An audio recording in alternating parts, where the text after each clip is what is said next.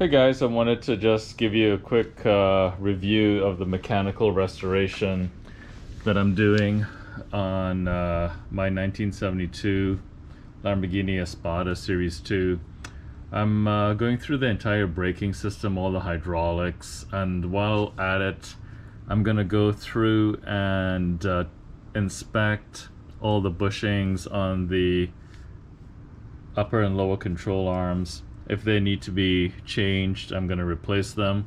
While at it, I'm going to powder coat and paint all the suspension pieces.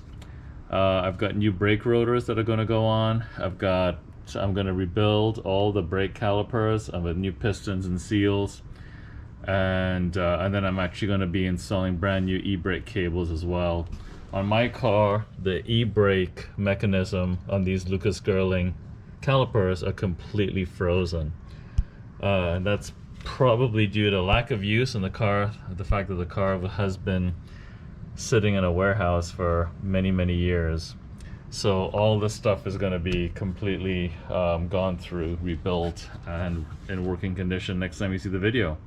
I'm also going to take off these conies and send them over to Performance Shocks, and they're going to completely rebuild them, revalve them, and refinish them in the factory colors, and then I'll have them powder coat the springs as well. So just wanted to show you the before video.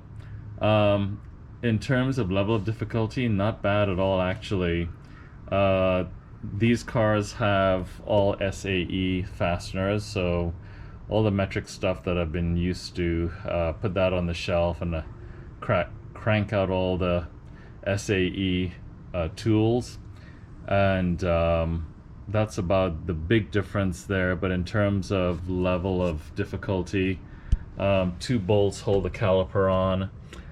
You've got to, of course, remove the e-brake cable, which is only held on with a pin and a cotter pin, so that's not too bad. And then of course your brake lines have to be all removed. But other than that, I mean, things are pretty straightforward in terms of the way things are put together.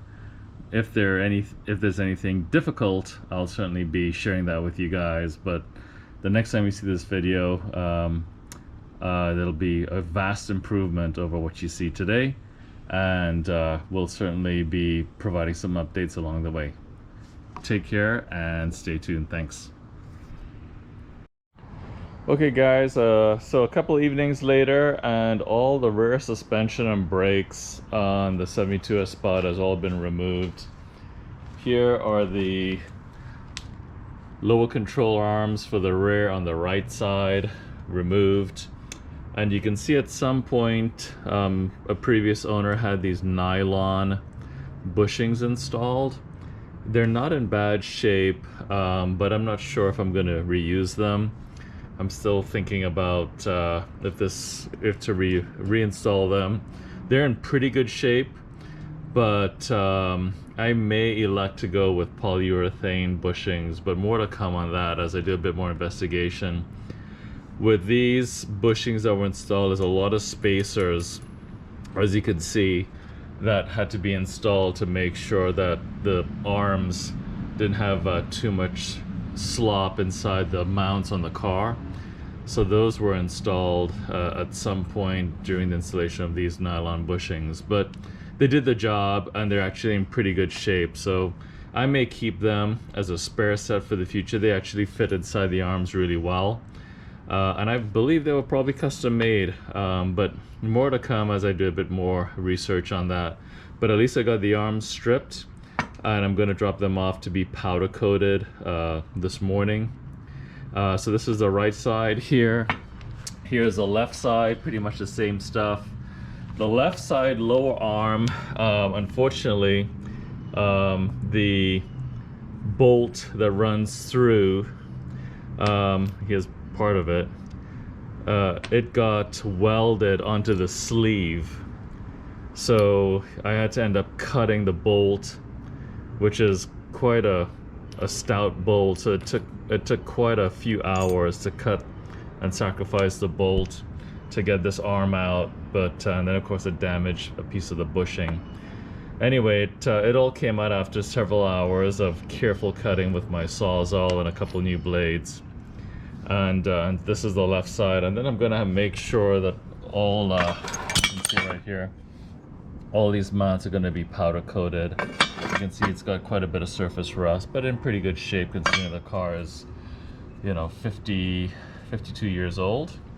So those are the arms. Here's the left brake caliper that was removed, and you can see right here the actual assembly for the e-brake. It's completely seized, so that has to all be rebuilt. You can see the old rotor here and some more fasteners and such, and I've already sent the shocks out to be rebuilt, so those are on its way.